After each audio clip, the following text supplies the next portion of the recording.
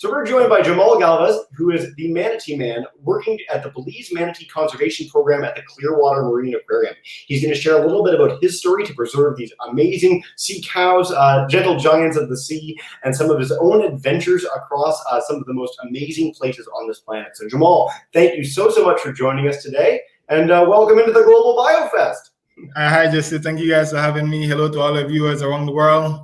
Yeah, happy to be here. It's so great to have you, and I'm so excited to dive in. I said when we did our test too, you have the most beautiful print behind you. I think we'll have to add that to our Prints for Conservation plan at the end. Maybe people can purchase that and help support your work. But if you want to dive in with your presentation, go right ahead, bring it up, and we'll get underway. Sure. Let me just put it up here, Jesse.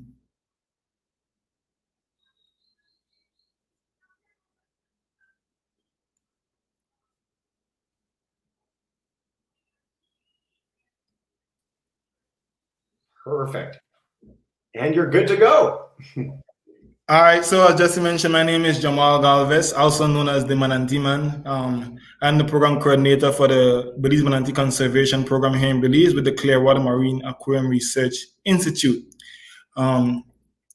Here in Belize, our efforts is mainly to safeguard the endangered Anthidian manatees from the threats these animals are facing, primarily as a result of watercraft collision, destruction of coastal habitats, people tearing down the mangrove, seagrass beds that these animals need to survive, entanglement in fishing gears.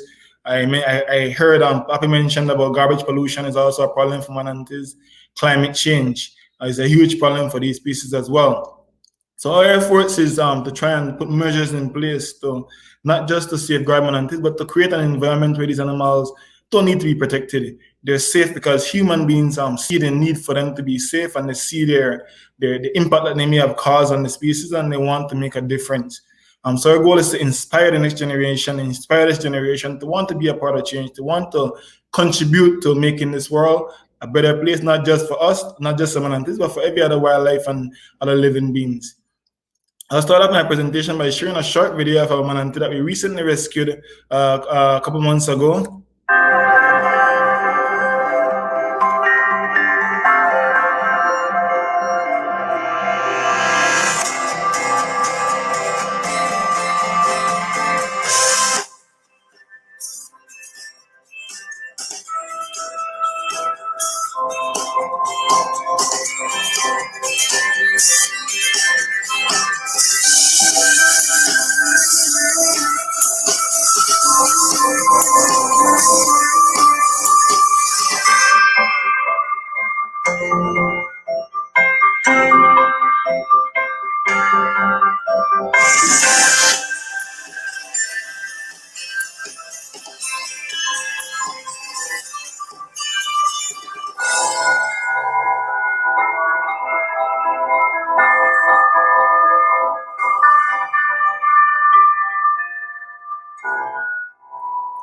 So that's a young manatee that we recently rescued a couple months ago. He was separated from its mother. Oftentimes, manatees become separated from their mother due to usually anthropogenic causes, such as perhaps a boat speeding in a specific area may have caused or startled the mother to have become separated from a calf, and a calf will not survive without its mother. So it's critical for us to intervene and to provide the necessary care.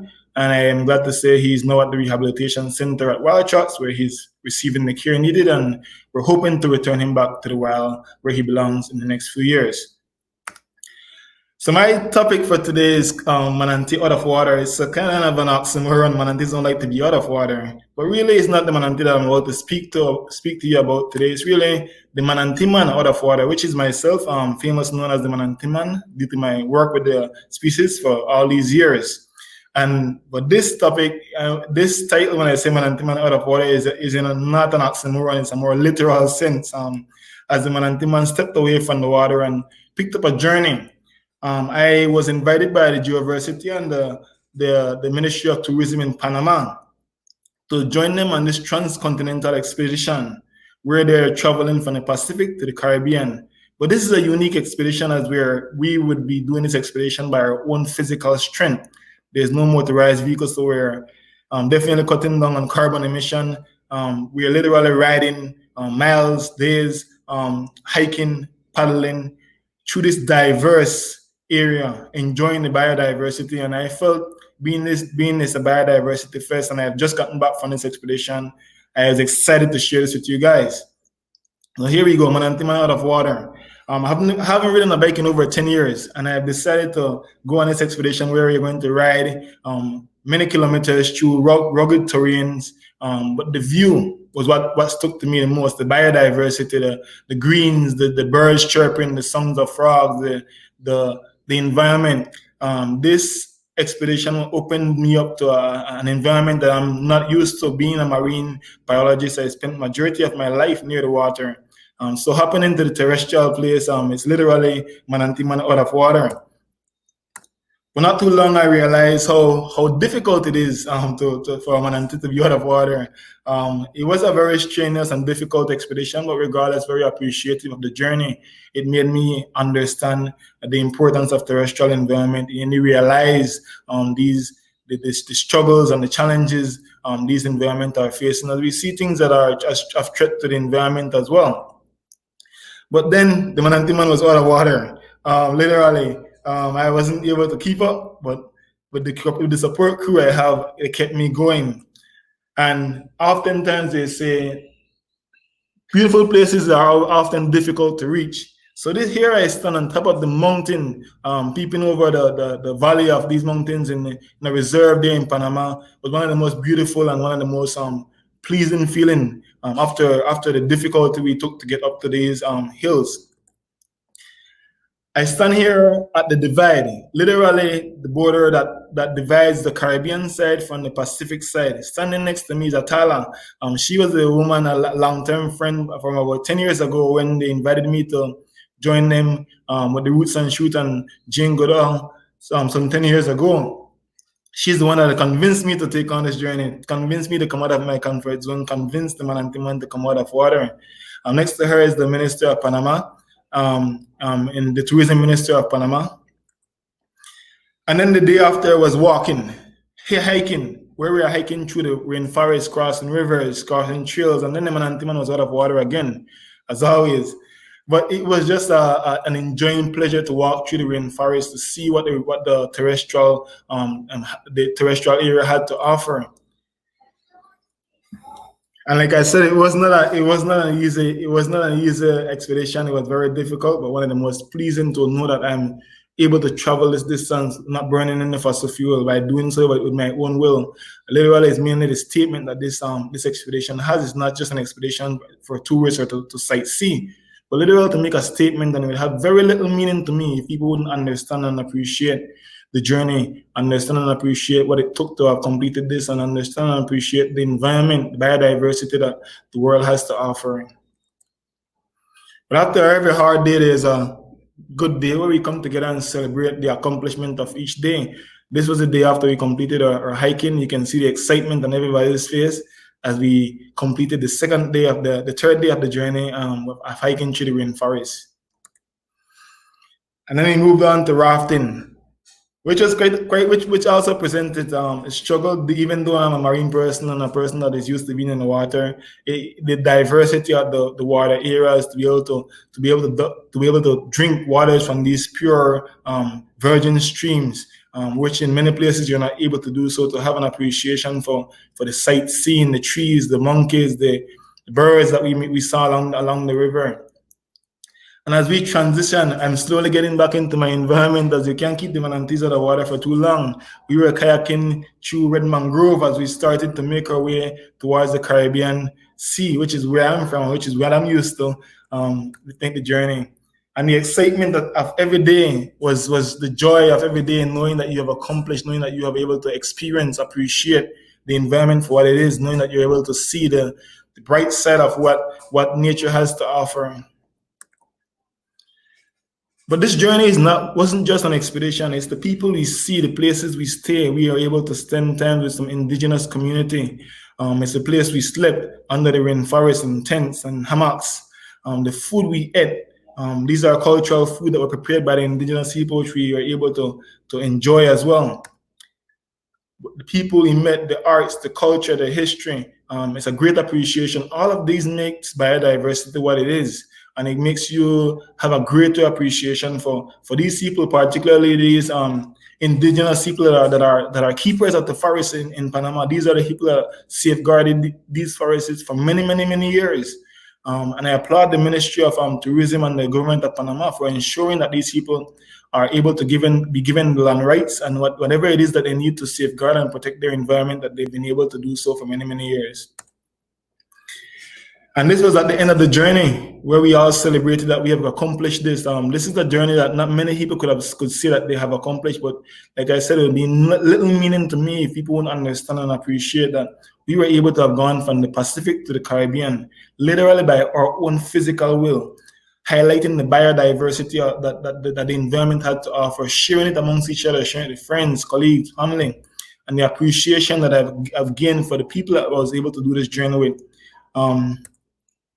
And like I said before, you can take the Manatee man out of water, but you can't take the water out of the Manatee man. And here I am enjoying the day after. I want to share a short video that highlights the journey, highlights the expedition that we did in Panama that was prepared by the Geoversity and the Ministry of Tourism to Panama, which highlights every day that we had took this journey.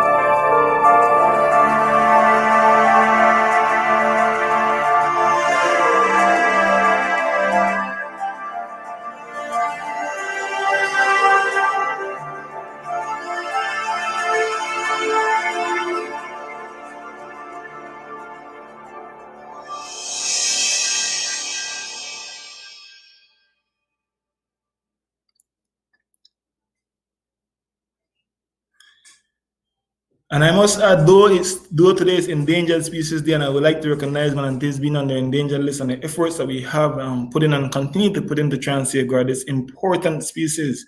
I really wanted to share this opportunity, as it's something that I've never experienced before. It's one of the most challenging and one of the most difficult things that I've ever done. But I believe it's easy for us all to say that we're conservationists. It's an easy thing that we often do. But are we willing to do what it takes to be a conservationist? Are we willing to do the necessary things? This generation have gone away from our ancestors' practice. Our ancestors were able to travel across continent with little to no impact on the environment, no fossil fuel, no carbon emission. But now the new generation have gotten comfortable. We have gone away from those practices to rely so heavily on carbon emission and on fossil fuel for our everyday lives. We must find a way to see how best we can transition and to reconnect with our ancestors' practice, to do the right things to make the world a better place. We are not too far away. There's so much left that we can do, but we all must do this together. We must start to see the planet as one. We can't expect one country to do another and another country to do another, but we must see ourselves as one.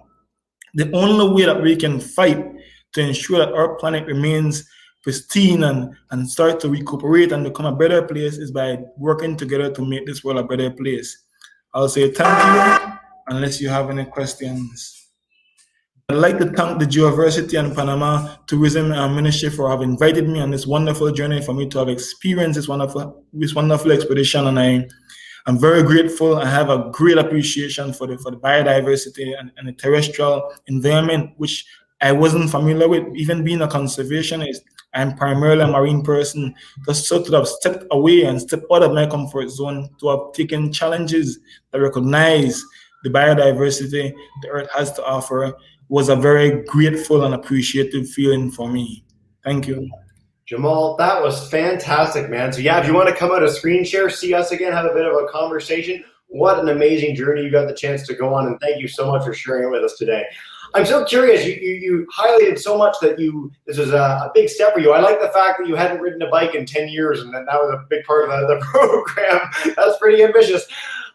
If someone out there, whether for conservation or for whatever, wanted to embark on something like this for the first time, what is a piece of advice that really worked for you or really impacted you as you prepared for this and as you got the chance to go on this that you'd recommend to someone thinking about an expedition like this for the first time? I think you first have to realize and understand the meaning behind what you're doing. You won't be able to appreciate or understand any action unless you really and truly understand the meaning behind it. I could have easily taken this opportunity as an opportunity to visit an area as a tourist. Yeah. But to me, it's really the meaning behind this trip. Is sending one of the most powerful conservation message you could have ever put out. Like I said, it's easy to say you're a conservationist, but doing the things that are required to be a conservationist is not as easy as you'd think. But I would convince and I would say to people, you know what? Don't make excuses. Just get up and go. I haven't ridden a bike in 10 years. I am no hiker. I'm not a terrestrial person. I'm literally out of my environment. It's literally Manatee man out of water. But I took up the challenge because you got to take challenges. We got to step up. We got to do what we got to do, and you got to enjoy life. Enjoy every aspect of this planet while we're here. It's what it's here for us to enjoy, but let's do so in the most sustainable way. What a charismatic answer. We love featuring stories like this on Exploring by the Seat of Your Pants generally. We have a gentleman comes on who had his leg basically broken in a million places on a motorcycle accident and then has climbed Everest, gyrocoptered around the world, rode the Atlantic Ocean, and I think more than that. So really, no matter what your circumstances are, if you have the ability to do something like that, take that chance. I mean, you're a living testament to that, and clearly it's had such a huge impact on your life, so kudos to you. Jamal, you started the broadcast with something that I have to pick on for a minute. You're picking up this manatee and you're walking out of the water. Now, you're a big, powerful guy. How heavy is that manatee? Could anyone do that, or did they choose you for a reason? Well, it's not. I wouldn't say it's an easy task as a manatee. Will not be comfortable being out of the water. I like my presentation says manatee out of the water. So they'll flip around, but that was a very small manatee. It was probably around 2 to 3 weeks old, very young. Yeah. It was very dehydrated, so didn't have the weight you'd expect a manatee that age to have. It had been probably separated from its mother for about 2 to 3 days, so it hadn't eaten. The stomach was already emaciated. I think the animal was somewhere around 30 pounds maybe, the most. But they can grow up to about 70 pounds when they were calves, so it was very underweight. But I'm grateful to say with the assistance he's getting at the rehabilitation center, he's gained a lot of weight. He's on his way, full weight recovery, and probably in the next couple of months I won't be able to pick her up any at all. You talk about recovering these animals, and it's the essence of your work. You showed us a little video at the beginning of what some of that looks like, feeding them, caring for them. What does that whole process look like? If you find a manatee that's emaciated, dehydrated, or having trouble, how do you get it to a position where it is healthy and able to be re-released? What does that process look like? How long does it take to do that? It's quite a journey. It's quite a journey, Jesse. And one of the things that we always try to do is to keep manatees in their environment where they have the care of their mother and free food. Manatees eat about 10% of their body weight every day, so it's not something that you want to have because it's expensive to feed manatees. It's not a task that you want to have at all. It's a full-time job, and I applaud the folks at the rehabilitation center that has to do it. It's literally somebody's waking up in the morning, 2 o'clock in the morning, to feed manatee a bottle. It's 2, 3, 2, 4, 6, 8, 10. Every 2 hours around the clock. It's like having a young baby at home. But when we see these animals, the first thing we do is to monitor the area to ensure that the manatee is actually in distress and to ensure that it's actually alone. We don't want to take a young calf away from its mother inadvertently. But once we realize that the calf is indeed alone and it shows signs of distress, that's when we put a plan in place to rescue. These animals can stay out of water for a long period of time, but we try to get them back to water as soon as possible. But our immediate attention is to check its physical characteristics to make sure it doesn't have any broken limbs and try to determine if it has any internal injury. But we want to ensure that we get some fluids in it as soon as possible, specifically Pedialyte or some form of rehydration salt as the animal has been dehydrated, haven't eaten in a couple of days. And then the transport goes on to the rehabilitation center where it's given 24 hours care. After the animal has gotten of age and ability to feed on its own, it's removed from human contact as we are trying to prepare it to go back into the wild. It's referred to as a soft release, where they're releasing in an open natural pen where they can eat natural food. So they get used to eating seagrass and get used to being a manatee in a sense. But once that process is completed and it's an adult, which sometimes for a young manatee like that, it will take about 3 to 4 years. Once he gets of weight and size and has the behavior of a manatee that can go back into the wild, it is then given a health assessment to ensure that its internal health is. So we're taking blood samples, measurements, weights to document any weight loss that it may have in the future. And then the animal is attached with a satellite tag. This satellite tag allows us to follow the animal to see where it goes to ensure that it's adapting, to monitor it from a distance to make sure that this animal is adapting to the wild. And once you're releasing it, you want to release it near where other manatees are so that he can see what a manatee is and adapt to manatee's behavior. And also want to take things into consideration like releasing it in areas that have high percentage of seagrass, access to fresh water. As this manatee came in with no knowledge, he was too young to have known where to go to get fresh water, where to go to get seagrass. So he grown up in a cement pool. So this kind of like prepares it and makes the journey much easier. And once the animal shows signs of success, we eventually remove the tag and we're able to let her go free. But each animal that we handle we have a pit tag that's inserted into the shoulder, so that if the animal dies or we catch it again, we know exactly who they are now. Yeah. That is wild. I mean, you say this fairly casually, but that is an incredible amount of work, an incredible amount of effort to pull that off. And so, kudos to you for just the amazing dedication it takes to bring these animals back from very difficult situations into a place where they're protected, they're safe, they're monitored, and so kudos to you, truly. I'm curious, you guys have the support of a big aquarium, which really does help with a project like this. Are there other examples like this around the world of people that are working to protect manatees? Is there like an international body for this, or how is it going? Well, though we're an organization based in Florida, Clearwater Marine Aquarium, we're not quite an aquarium. We're more of a rescue hospital. We do not collect animals. All our animals that are there for medical care. And animals that are kept there are animals that are deemed unreleasable by the state. Like for instance, the famous dolphin Winter with a prosthetic tail. She cannot, from the movie Dolphin Tail. Yes, it's a real dolphin. It's not just a movie. So like Winter, there are other animals there that cannot be released, like turtles that cannot submerge or missing a flipper.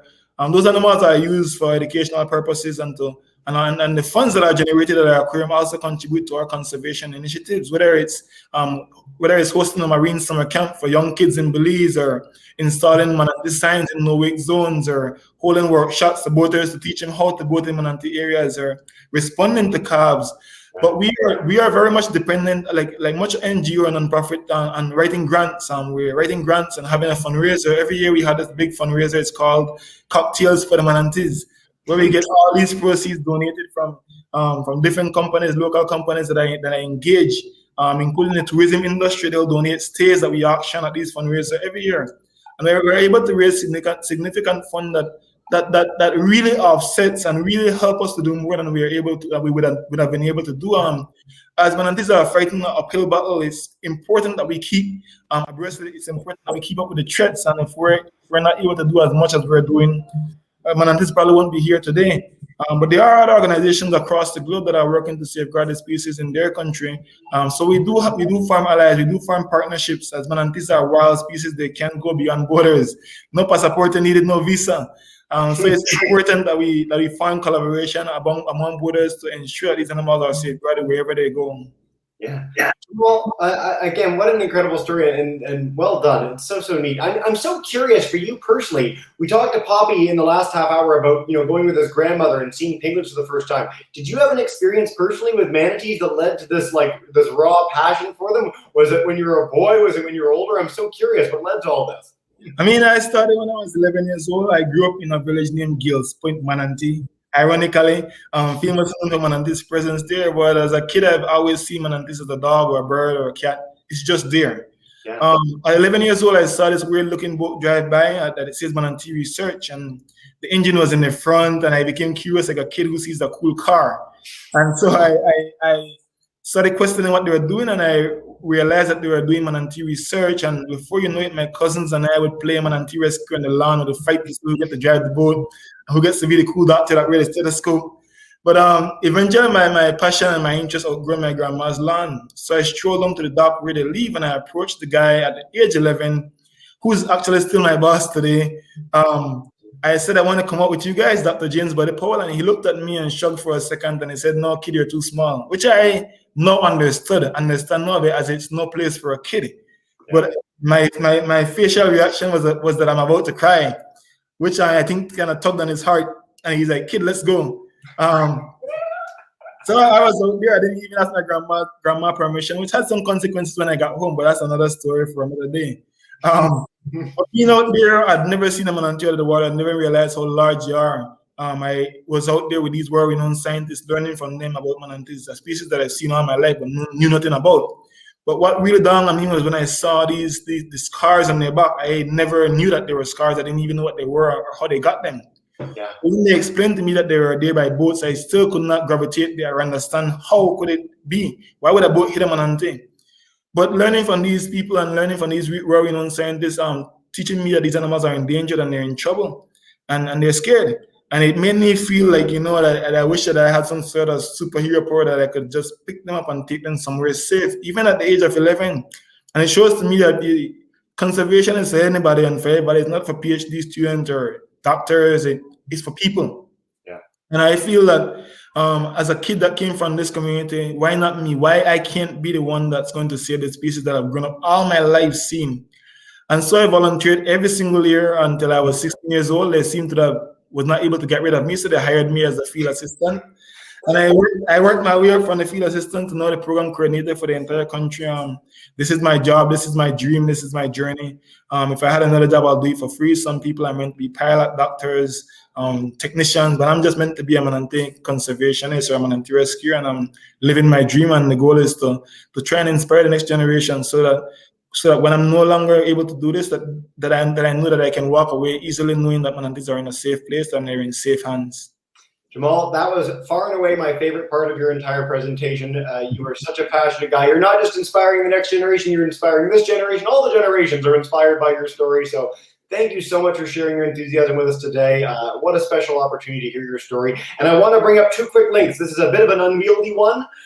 We've got the Mission Research Belize Manatee Conservation Program up on the screen. And more importantly, and much easier, if you want to follow Jamal. Jamal is an amazing person on social media. You can check him out at The Real Manatee Man. It was the end of his presentation as well. See some of the work that he is doing because it's really top-notch special stuff. So Jamal, thank you so much for joining our Global BioFest today, and I really appreciate it. Thank you, Jesse. Thanks to all the speakers who have shared and promote this. I mean, it's very important that we speak about it. The most important tool is the message, and we're sharing the message here today. And the Global Biodiversity Fest is providing that platform.